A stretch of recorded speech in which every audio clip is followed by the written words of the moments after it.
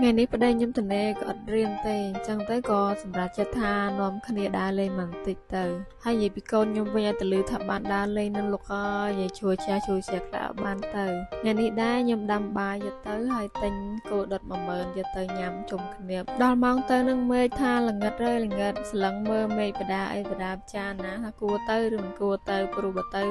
ខ្លាច់ភ្លៀងមកទៅទឹកកូនទឹកអីអស់កំពុងតែរៀបចេញទៅនឹងបងស្រីខ្ញុំក៏មកដល់តែអត់បាននិយាយលេងមួយគាត់យូរទេព្រោះអីប្រញាប់ទៅដើរលេងនិយាយទៅក៏អត់មានទៅណាឆ្ងាយពីផ្ទះដែរនៅក្បែរហ្នឹងទេព្រោះអីវារៀងល្ងាចដែរហើយអញ្ចឹងទៅដល់ក៏ប្រញាប់រៀបចំកន្លែងរៀបចំអីដាក់អង្គុយទៅហើយរៀបបាយញ៉ាំទាំងអស់គ្នាមានអីបងប្អូនយើងយូរបានដើរចេញពីផ្ទះដើរលេងមើលទេសភាពមើលអីម្ដងអញ្ចឹងទៅវាទៅរៀងថាសប្បាយស្លាស់មុខស្លាស់មាត់ដែរអញ្ចឹងបងប្អូននិយាយទៅឬថាយើងបានចេញមកដើរលេងជុំគ្រួសារអញ្ចឹងទោះបីជាយើងមានម្ហូបតិចតួចរបស់ញ៉ាំតិចតួចឲ្យតែបានជុំគ្នាអញ្ចឹងគឺមានអារម្មណ៍ថាសប្បាយមានអារម្មណ៍ថាមានភាពកក់ក្ដៅក្នុងគ្រួសារយើងអញ្ចឹងបងប្អូននិយាយទៅដំណើរកម្សាន្តបែបសាបរបស់ខ្ញុំល្ងាចនេះគឺមានអារម្មណ៍ថាពិសេសបងប្អូនហេតុអីមកពិសេសដោយសារពេលល្ងាចហ្នឹងមេឃវាយ៉ាងសតុំហើយត្រជាក់មានខ្យល់មកសៀក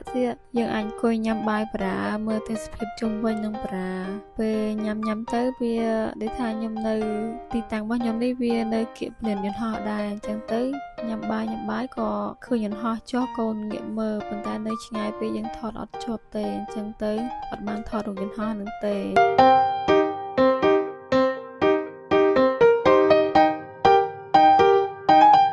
មកថ្ងៃនេះក៏មានទឹកសណ្តែកខៀវយកមកធ្វើជាភេសជ្ជៈញ៉ាំជុំគ្នាពួកអីជាទឹកសណ្តែកស្នាដៃម៉ែគាត់ធ្វើទឹកសណ្តែកលក់នៅផ្ទះនឹងបងប្អូនឆ្ងាញ់ណាស់បងប្អូនត្រូវការអីអាចកំងពីខ្ញុំក៏បានដែរបាយប្រាហ្នឹងមេឃក៏ចាប់ផ្ដើមល្ងិតប្រាទៅតាមនឹងដែរបងប្អូនពួកអីយើងមកញ៉ាំពេលល្ងាចហើយបងប្អូនមើលទេសភាពខាងក្រោយខ្ញុំនេះគឺជាពេលដែលថែរៀបលិចចាំងពលឺពណ៌មាសពណ៌លឿងវាឆ្អិនចៅស្អាតមែនតើបងប្អូនហើយពេលញ៉ាំបាយហើយហ្នឹងក៏ឃើញអន្តនូទៀតប៉ុន្តែអន្តនូមកថ្ងៃនេះរៀងតូចវានៅរៀងឆ្ងាយអញ្ចឹងទៅមើលទៅអត់សូវស្អាតទេ